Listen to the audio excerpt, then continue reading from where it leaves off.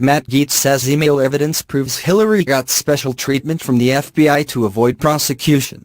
A Florida Republican says that the House Judiciary Committee, of which he is a member, now has email evidence of bias and collusion within the wholly discredited FBI, that the so-called criminal investigation into Hillary Clinton's obvious and arrogant mishandling of classified info via her unsecured private email server was tanked on purpose to avoid indicting her.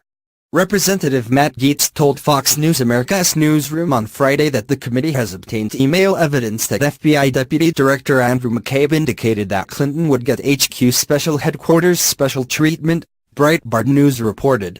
The fiery Gaetz, who has been like a hound dog tracking down every lead, an example of bureau-wide bias in favor of Clinton and against President Donald J. Trump during last year's campaign, said that the circumstances surrounding the FBI's alleged investigation were marked by extreme pro-Hillary Clinton bias.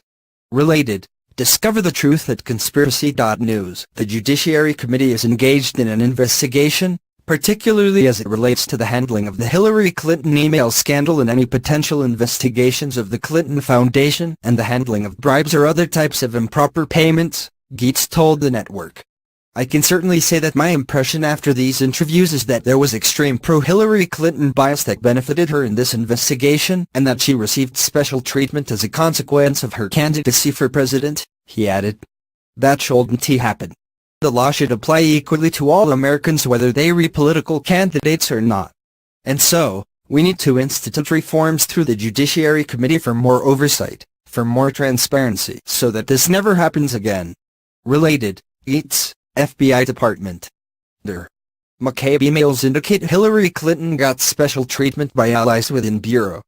Gaetz is only the latest Republican lawmaker to come out and essentially blame elements within the FBI and Obama Department of Justice for being completely in the tank for Hillary last year.